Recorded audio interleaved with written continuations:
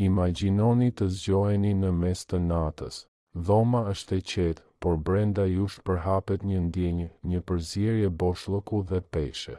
Asnjë zhurmë, asnjë shqetësim i jashtëm, dhe megjithatë ka diçka që nuk mund ta injoroni. Ju pyesni veten, pse ndihem kështu? Ndoshta fillimisht ja atribuoni stresit, lodhjes apo rutinës së përditshme.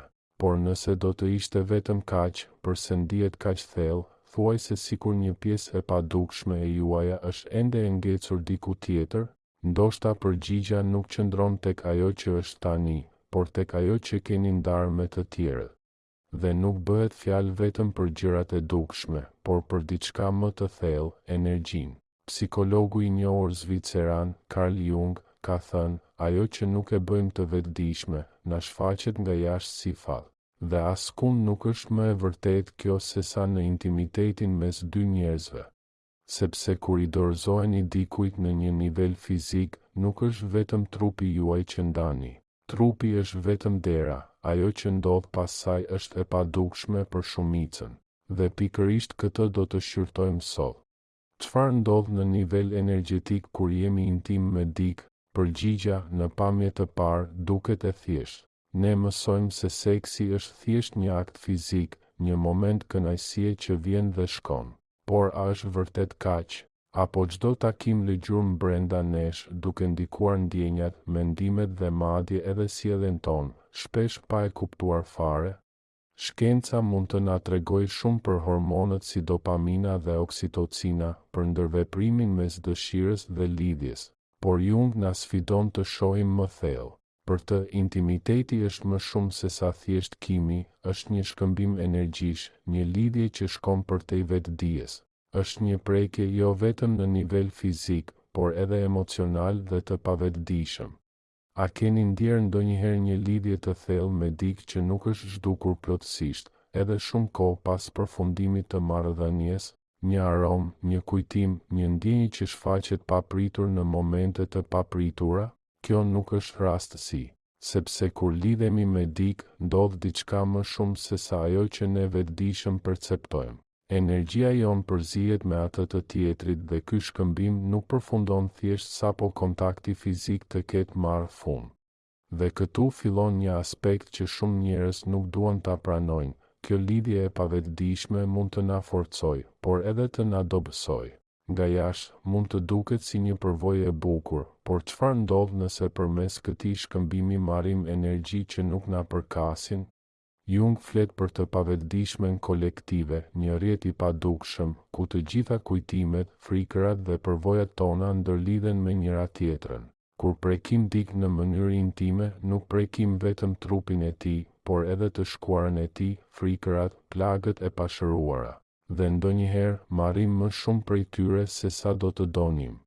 Pikërisht për këtë arsye, disa njerëz pas disa takimeve nuk ndihen të pasuruar, por të lodhur, të zbrazët, apo pa shpjegueshëm të trishtuar. A e keni përjetuar ndonjëherë këtë ndjenjë? Sikur diçka ju ka thithur energjinë, pa mundur ta shpjegoni pse? Shumë njerëz i atribuojnë këtë gjë kalimit të kohës, zbejjes së pasionit ose pasigurisë emocionale. Por ndoshta fshihet diçka më e thellë, energji të paverbuara, të grumbulluara.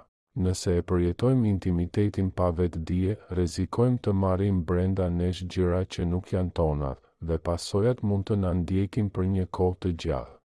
Imagjinoni sikur po mbani mbi supe, pa e kuptuar, frikërat dhe shqetësimet e njerëzve me të cilët nuk keni më asnjë lidhje. Jo vetëm në mendje, por edhe në një nivel më të thellë, energjetik. Carl Jung besonte se e pavetëdijshmja jon ruan gjithçka që ne përpiqemi të shtypim. Dhe nëse i hapemi dikujt pa vetdije dhe qartësi, nuk ftojmë vetëm afërsi, por edhe gjithçka që ai person mbart me vete, pa pasur kontroll mbi atë që mbetet brenda nesh. Po sikur t'ju thoja se energjia juaj e sotme ndikohet drejt për drejt nga njerëzit me të cilët keni ndarë momente intime në të kaluarën? Mendoni për një moment.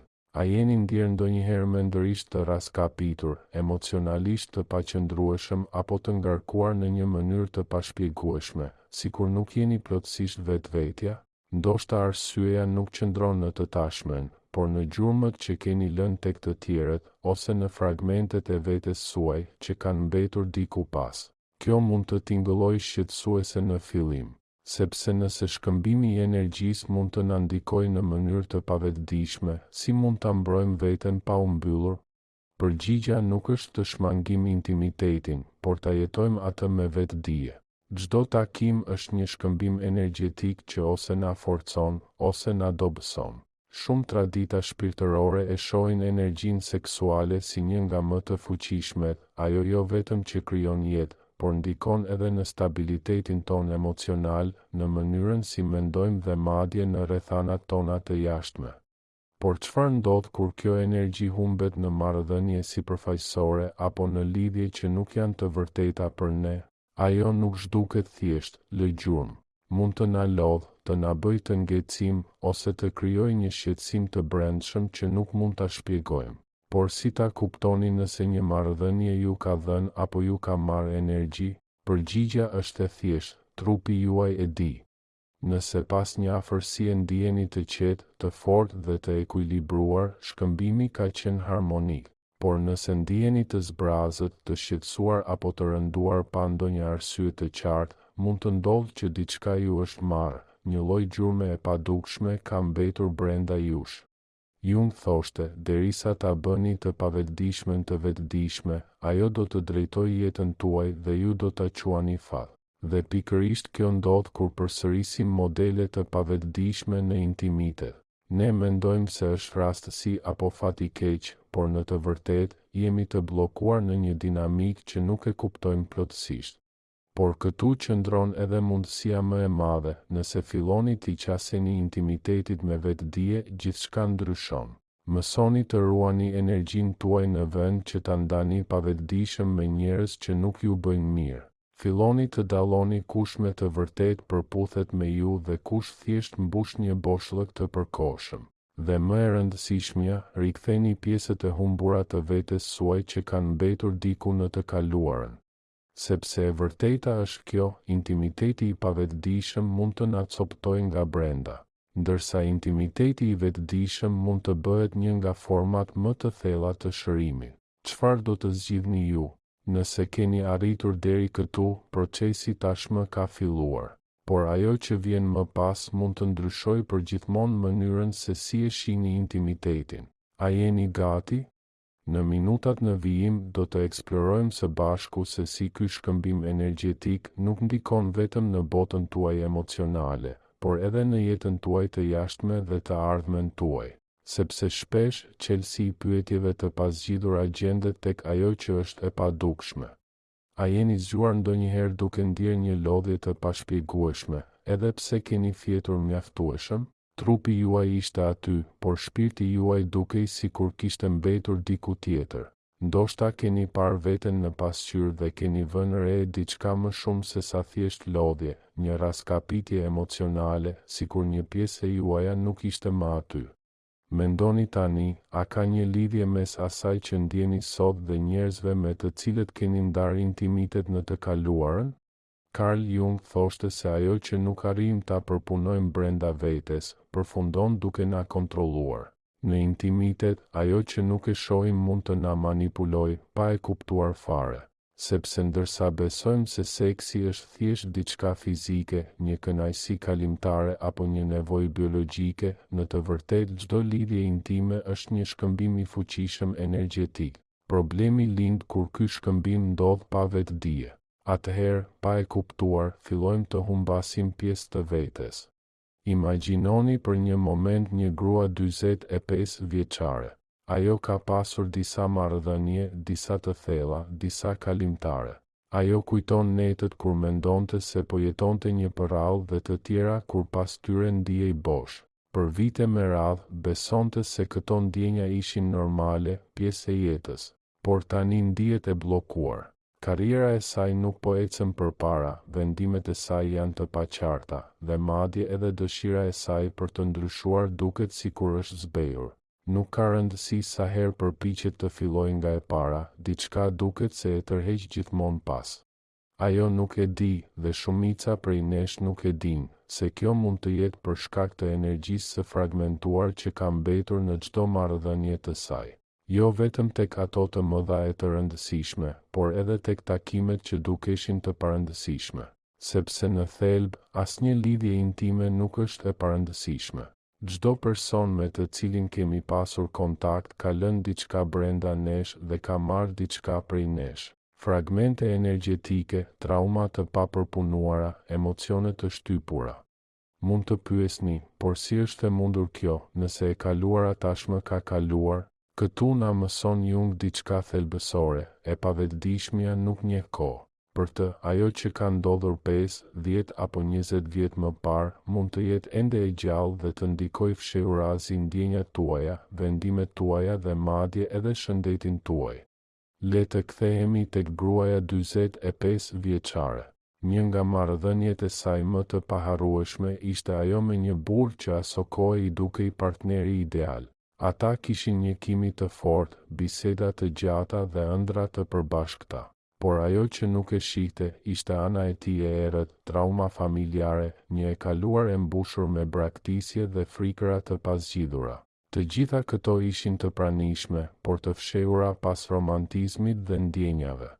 Kur u ndan, ajo u ndje e shkatëruar, por me kalimin e kohës besoi se e kishte kapërcyer. U shpërngul në një qytet tjetër, nisi një punë të re dhe eci përpara.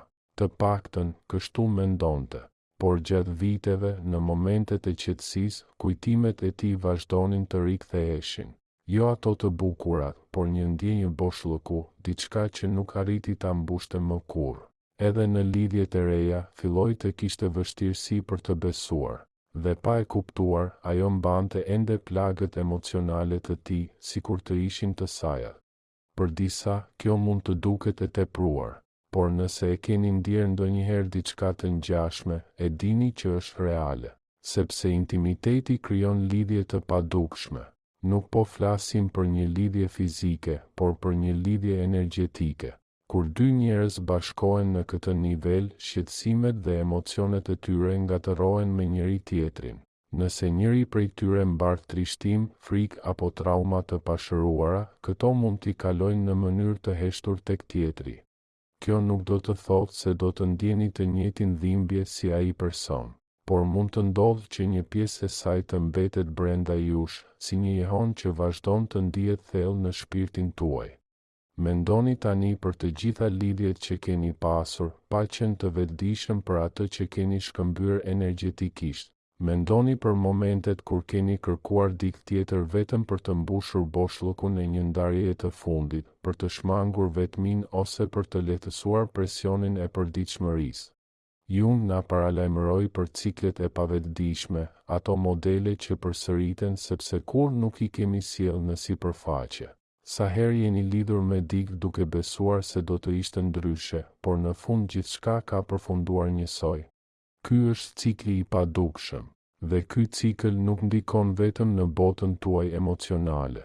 Disa njerëz vënë re ndryshime në punën e tyre, në motivimin e tyre dhe madje edhe në shëndetin e tyre fizik pas disa marrëdhënieve të caktuara. Carl Jung thoshte se ajo që nuk arrijmë ta përpunojmë brenda vetes, përfundon duke na kontrolluar.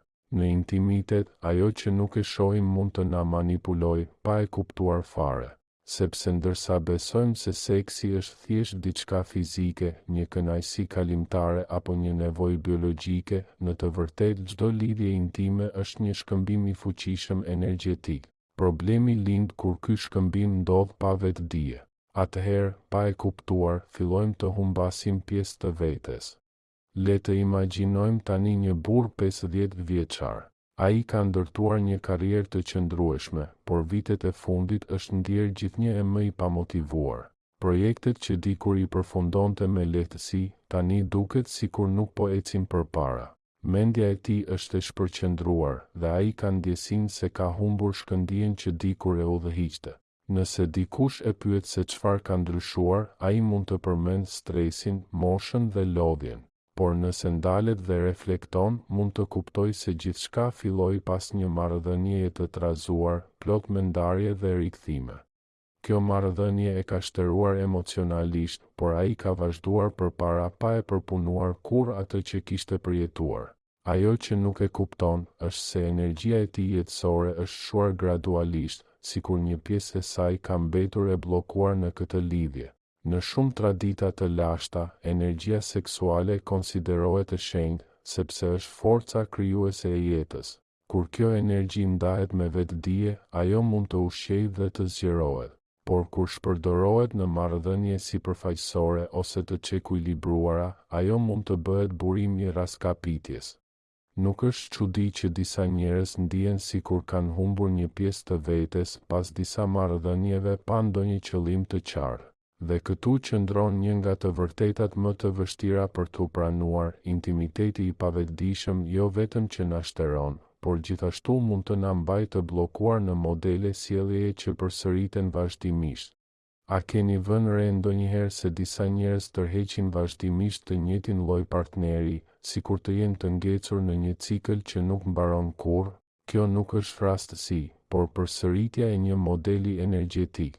Kur nuk arrijmë të mësojmë diçka nga një lidhje, ne tërheqim njerëz me të njëjtat plagë, jo sepse jemi të destinuar të vuajmë, por sepse e pavetdijshmja po përpiqet të na tregojë diçka që duhet të shërojmë. Carl Jung e quante këtë sinkronicitet, mënyrën se si gjendjet tona të brendshme pasqyrohen në përvojat tona të jashtme. Nëse ndiheni të zbrazët nga brenda, do të tërhiqni njerëz që nuk e mbushin atë boshllëk, por vetëm e thellojnë. Nëse mbani brenda jush trauma të pasgjidhura, marrëdhëniet tuaja do t'i pasqyrojnë këto plagë. Nuk është fatkeqësi, është një thirrje për vetdije. Por jo gjithçka është negative. Ashtu si intimiteti mund të na shtërojë, ai gjithashtu mund të bëhet një rrugë drejt shërimit. Dallimi qëndron tek qëllimi. Nëse çdo përvojë intime përjetohet me vetdije dhe nëse vendosni me kujdes se kush e meriton energjinë tuaj, ndikimi është krejtësisht ndryshe. Intimiteti nuk do të jetë më një arratisje, por një hapësirë transformimi. Si mund ta kuptojmë nëse po e përjetojmë intimitetin në mënyrë të pavetdijshme?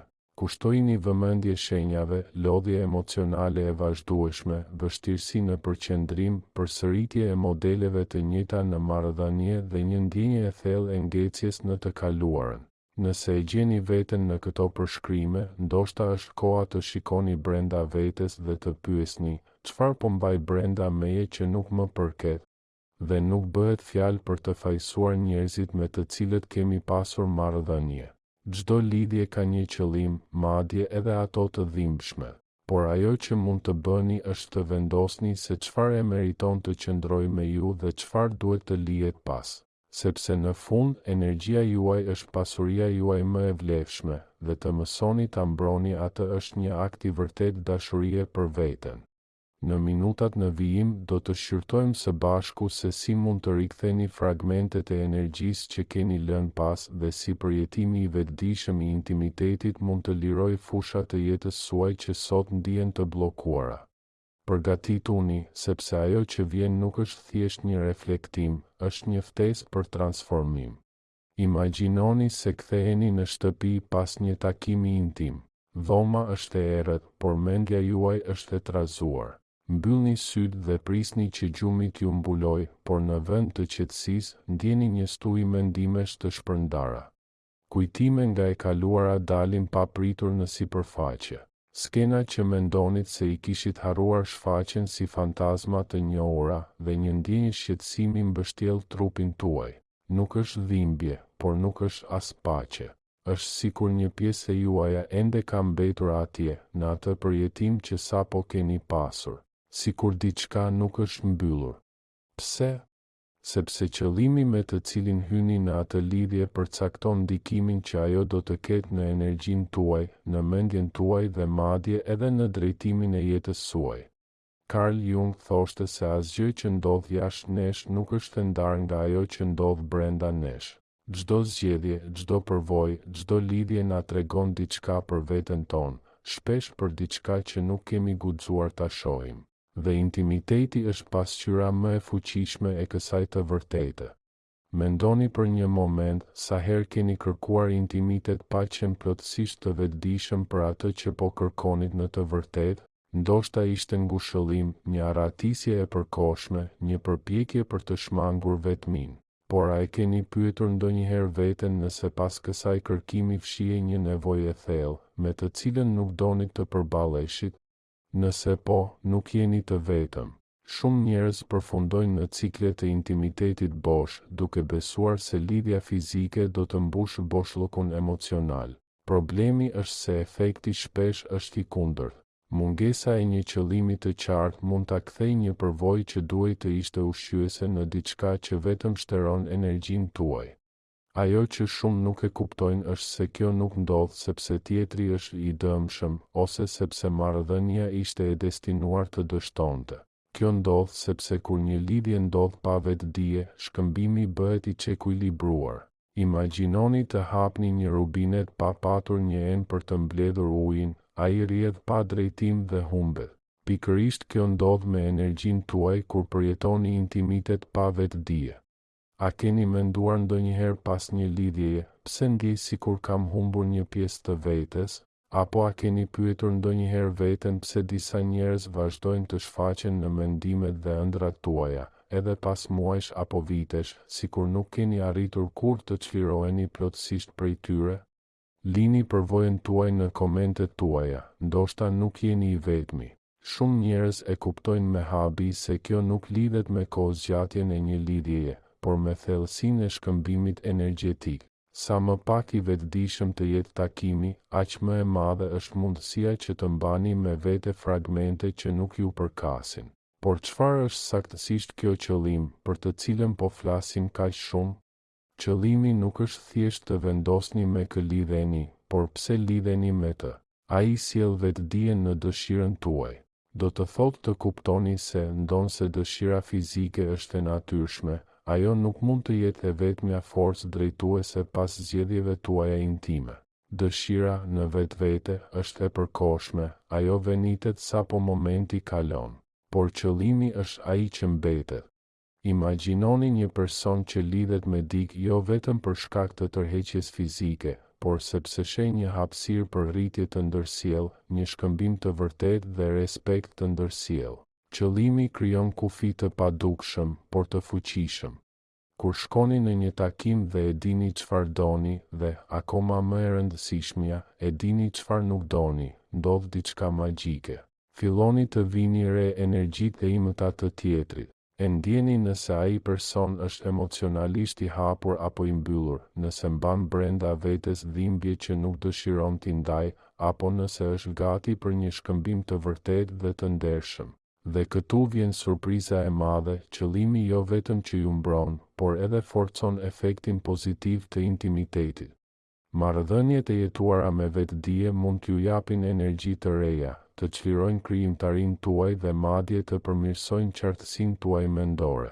Carl Jung besonte se energjia seksuale, kur drejtohet me qëllim, nuk është vetëm burim kënaqësie, por edhe një forcë krijuese. Ajo është energjia e jetës, e cila mund të kanalizohet në projekte, ide dhe madje edhe në manifestimin e mundësive në jetën praktike. A keni vënë re ndonjëherë se disa njerëz, pas një lidhjeje intime, duken më të motivuar, më të lehtë dhe më të përqendruar, ndërsa të tjerë ndihen të lodhur dhe të humbur? Kjo nuk është rastësi. Ajo që dallon këto përvoja është cilësia e shkëmbimit energjetik dhe qëllimi pas saj. Kur një takim përjetohet me vetëdije dhe prani, energjia nuk shpërndahet, ajo shumë fishohet. Por si mund ta kultivojmë këtë qëllim në një botë që na shtyn drejt kënaqësisë së menjëhershme?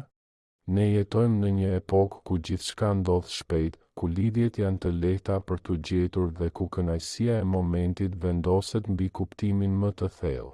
Rrjetet sociale, aplikacionet e takimeve, premtimet për kënaqësi të shpejtë, të gjitha duket se na largojnë nga ideja e një intimiteti të thellë dhe me kuptim. Këtu qëndron një e vërtet e pakëndshme, bota moderne na ka mësuar të kërkojmë intensitet, por jo thellësi. Marrëdhënie të shpejta, të fuqizuara nga kimia, por pa një bazë të fortë qëllimi. Dhe kimia, sado ma gjeps se të jetë, nuk është një themel i qëndrueshëm për një shkëmbim të shëndetshëm energjetik. Është si një fishek zjarr, në fillim verbues, por më pas zhduket, duke lënë pas vetëm boshllokun e natës. Tani ndaluni për një moment dhe mendoni, çfarë kërkoni në të vërtetë kur vendosni të hyni në një marrëdhënie me dikë? A është një nevojë për t'u ndjerë i dëshiruar, një aratisje nga heshtja e brendshme, apo jeni gati për një shkëmbim ku të dy palët forcohen dhe rriten së bashku? Nëse ndjeni që kjo temë ju prek, reflektoni mbi këtë pyetje. Ndoshta ky mund të jetë fillimi i një ndryshimi të madh në mënyrën se si përjetoni marrëdhëniet tuaja. Carl Jung thoshte, kur dy njerëz takohen, nuk ndërveprojnë vetëm personalitetet e tyre të vetëdijshme, por edhe e pavetëdijshmja e tyre. Dhe pikërisht në këtë nivel ndodh shkëmbimi i vërtetë. Nëse njëri prej tyre mbart frikëra, trauma apo qëllime të fshehura, ato depërtojnë në këtë shkëmbim, edhe nëse nuk shprehen me fjalë. Prandaj disa marrëdhënie lën gjurmë të thella dhe të pashlyeshme. Ajo që është shkëmbyer nuk është e dukshme, por ndihet. Por ka edhe diçka më befasuese. Ashtu siç qëllimi mund të mbrojë dhe të forcojë energjinë pozitive, ai gjithashtu mund të përdoret për të shëruar plagët e krijuara nga përvojat e së kaluarës. Nuk është e nevojshme të mbani përgjithmonë fragmentet energjetike të tjerëve.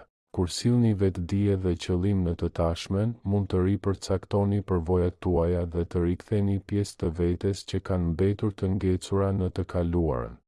Kjo nuk do të thotë të mohoni ose të injoroni atë që keni përjetuar. Jung na mëson se rruga drejt shërimit nuk kalon përmes mohimit, por përmes integrimit. Çdo përvojë ka pasur një qëllim, por është në dorën tuaj të vendosni se çfarë do të mbani dhe çfarë duhet të lihet pas. Nëse ndjeni se mbani ende brenda vetes energji nga marrëdhënie të mëparshme, pyesni veten, çfarë duhet të mësoj prej kësaj? Shpesh, përgjigjja nuk gjendet tek dikush tjetër, por tek diçka brenda jush që duhet ndriçuar. Dhe tani një pyetje sfiduese, nëse cilësia e marrëdhënieve tuaja intime ndikon drejt për drejt në energjinë tuaj, çfarë mund të ndryshoni sot për ta mbrojtur dhe forcuar këtë energji? Cilat modele mund të dalloni dhe të ndaloni, përpara se ato të përsëriten? Nëse mendoni se kjo temë ju prek, reflektoni mbi të. Ndoshta mendimet dhe përvojat tuaja mund të frymëzojnë edhe të tjerët që të rimendojnë zgjedhjet e tyre. Në fund të fundit, e vërteta e madhe është kjo, qëllimi është si një mburoj dhe një çelës njëkohësisht. Ai jo vetëm që ju mbron nga energjitë negative, por gjithashtu liron potencialin transformues. Kur çdo përvojë intime përjetohet me vetëdije dhe prani, kuptoni diçka që shumica nuk e dinë, intimiteti nuk është thjesht një kënaqësi kalimtare, por një krijim. Një forcë që mund të ushqejë, të ngrejë dhe të zgjerojë jetën tuaj në mënyra që as nuk i kishit imagjinuar. Çfarë dëshironi të krijoni në takimin tuaj të ardhshëm?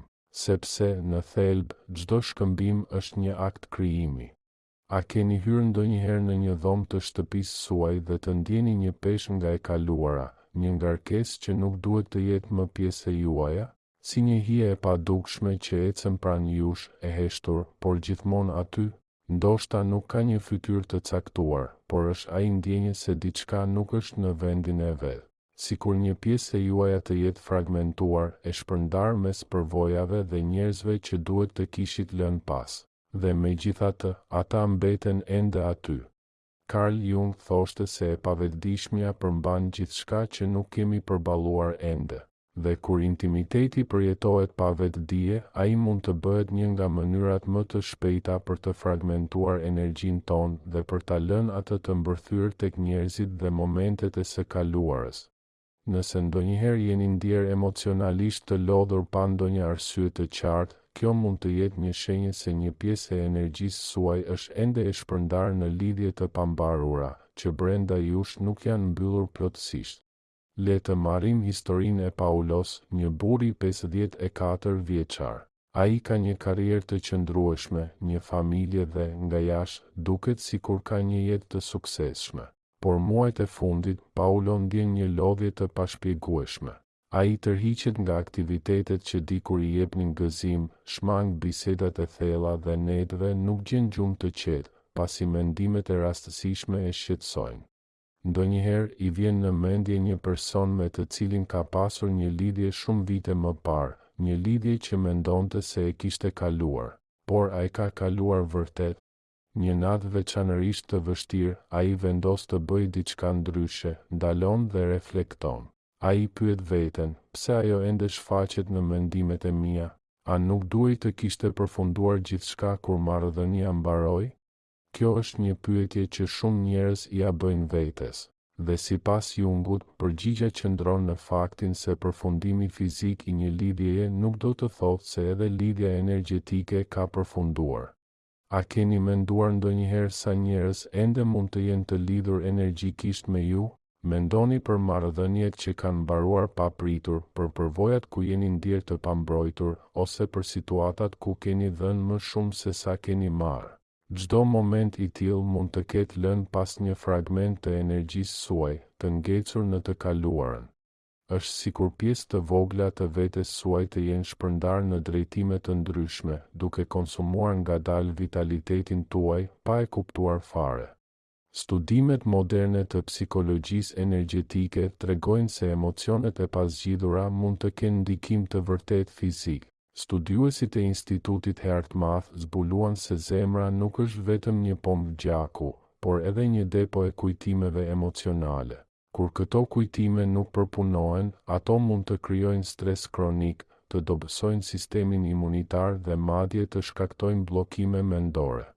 Tani imagjinoni çfarë ndodh kur mbani brenda jush kujtime emocionale nga njerëz me të cilët keni pasur lidhje intime. Nuk do të ishte as pak e çuditshme të ndiheshit të lodhur me kalimin e kohës. Por si mund të kuptoni nëse mbani ende energjinë e dikujt tjetër? Ka disa shenja të qarta, një ndjenjë lodhjeje pa ndonjë shpjegim logjik. Ju flini, por nuk ndiheni të çlodhur.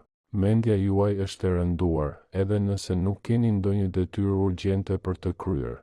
Mendime të përsëritura përdik nga e kaluara.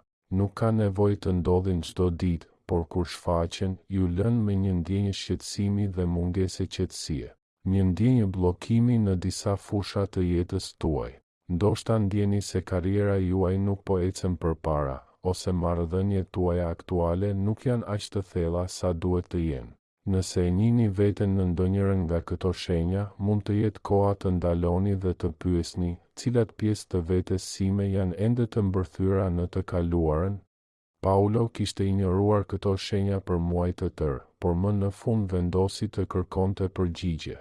Gjatë një seance terapie, ai u udhëhoq të rikthehej tek momente nga e kaluara që mendonte se I kishte lënë pas. Por ndërsa përballej me to, kuptoi diçka të rëndësishme, marrëdhënia e tij me atë person të dikurshëm kishte lënë gjurmë të thella, sepse ai nuk e kishte përpunuar me vetdijendarjen. Ai kujtoi premtimet e thyera, ndjenjen e braktisjes dhe frikën se nuk ishte mjaftueshëm I mirë. Të gjitha këto ishin ruajtur në pavetdijen e tij, duke vepruar si një ankor e padukshme, e cila vazhdonte ta mbante të lidhur me të kaluarën. Pyetja që lind është si mund të rikuperohet energjia e mbetur në të kaluarën. Hapi I parë është pranimi I ekzistencës së këtyre lidhjeve. Shumë njerëz besojnë se ecja përpara do të thotë të injorojnë ose të shtypin ndjenjat e tyre. Por Jung na mëson se çfarëdo që refuzojmë të përballojmë, vazhdon të ndikojë në ne. Zhvillimi I vërtet ndodh vetëm kur kemi guximin të përballemi me emocionet tona dhe të integrojmë ato. Hapi I dytë është identifikimi I lidhjeve të pambarura. Një ushtrim I thjeshtë, por I fuqishëm mund të ndihmojë në këtë proces. Në një vend të qetë, me sytë mbyllur, mund të rikthehen në mendje të gjithë njerëzit me të cilët është ndarë intimitet. Reagimet emocionale si trishtimi, malli apo zemërimi janë tregues se diçka brenda ende nuk është mbyllur plotësisht. Gjatë kësaj praktike mund të shfaqen kujtime që duken të parëndësishme, por që kanë lënë gjurmë të thella. Një lidhje e shkurtër, por e fuqishme, që u mbyll pa përgjigje, ose një miqësi e ngushtë që nuk u kthye kurrë në një marrëdhënie të vërtetë, mund të kenë krijuar boshllëqe të paplotësuara.